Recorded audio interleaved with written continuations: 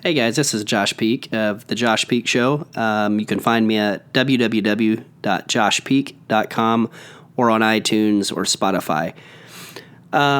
So today, this show, usually I interview entrepreneurs, high achievers, and even sometimes political folks.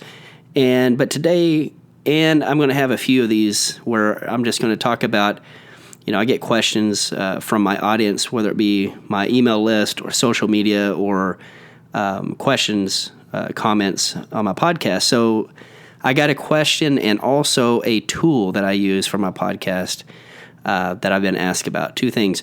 So the first question I have is, what is one of the most important things that helped me in my early days of business? And so that's an easy one.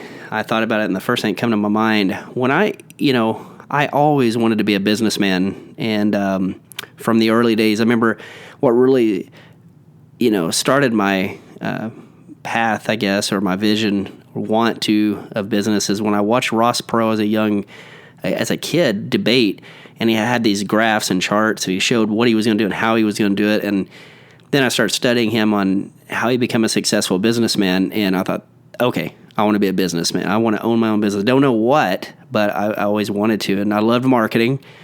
So that was a natural path for me to go. That's a whole other story how I got started in marketing, but I'll talk about that one of these days.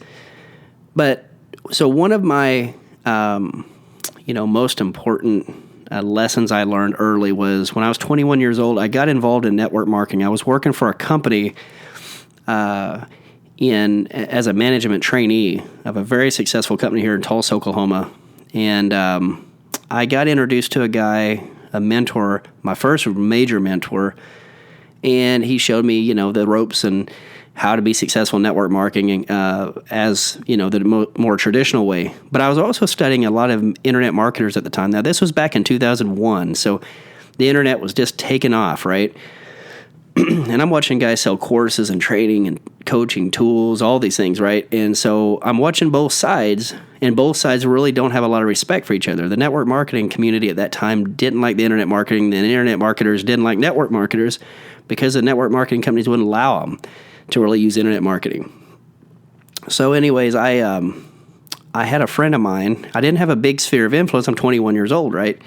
And my older friends that were coaching me and mentoring me all had successful businesses in the past, had big spheres of influence, and so a good friend of mine, young guy about my age, had made a lot of money on the internet, and he said, "Look, I don't really care for network marketing a whole lot, but I'll show you how to never be in lead poverty. I'll show you never have to, where you'll never have to worry about a lead again." So what he did was he took me to Google, and we watched the people that were doing ads and advertising on Google AdWords for home business and for other keywords, and we knew that they were having success or they wouldn't keep spending money on ads, right?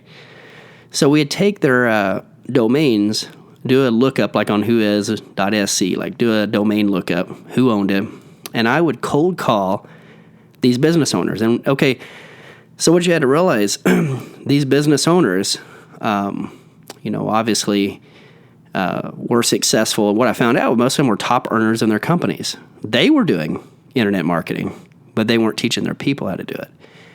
So very quickly, I was cold calling these folks, building a database, building rapport, building relationships. They were learning from me how I was doing internet marketing besides this trick.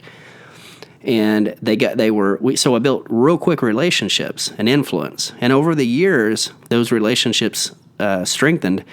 So when I got back into network marketing, I built two businesses really, really quick. One in 2009 and another in 2013. And people were always wondering, how was I getting big people in my business? That could grow, had influence, and could get a following. Well, they already had a following. And I'd built this relationship with these people. And I'm talking a lot of people that I'd built relationships with. So my Rolodex was deep with big network marketers. And at that time, they also, by that time, they'd learned how to market on the internet. So I had a gold mine, and I still do. I still have relationships with those people. I'm not in the network marketing industry. There's nothing right now that really turns me on And, I'm not jaded on the industry. It's just like any industry, sometimes you see a lack of leadership or maybe poor management across the board. I'm not at this point. I've built a pretty good brand with I own a digital agency. I helped run a political campaign for a U.S. congressman, and we won by a huge margin. That was a big win for me. And I also work for other companies to do their marketing for them. So I don't really have an interest in network marketing from the sense of I built my brand, and I'm not going to let a poor management team either dictate or take control of it, or go down a path to where they run the business in the ground or don't know what they're doing, and yet I've brought more to the table than they have, if that makes sense. And so I love the industry. I really, really do. And I think it's great I think every young person should start out in network marketing while they have a job somewhere, because it teaches them a lot of things about how to prospect, how to communicate, how to sell, how to deal with drama, it's a really, really good place to be. So that was one trick, is I learned how to find people that had influence, build relationships with those people. I always had an affinity, a knack for building relationships.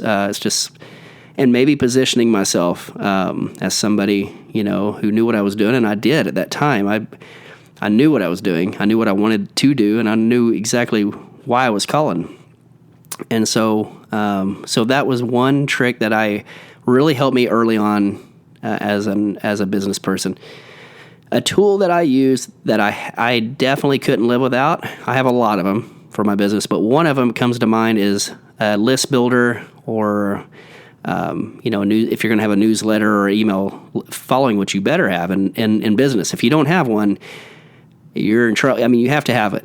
It's just something that I don't think you can live without. But I use Aweber, Aweber. I'll put that in my in the comments, or not in the comments, but in the content section. And I've had Aweber for as long as I can remember, early 2000s. They're an older company.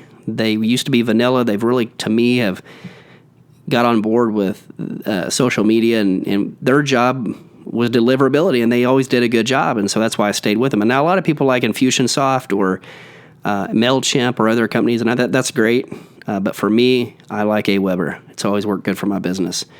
And so, anyways, that is something that helped me early in business. That was a question I was asked, and a tool that I use to help in my business, and that's one I asked or answered as well. So I'll be back here in the next few days with a new podcast. I have a list of people that I'm interviewing here soon that are tremendous leaders in their industry, and so you're going to really enjoy it. That's going to help you in your business journey as well. So anyways, again, this is Josh Peak of The Josh Peak Show. You can find me at www.joshpeak.com. You can find me on iTunes, on Spotify, and other places as well if you just Google The Josh Peak Show. Thank you, guys, and you have a great one.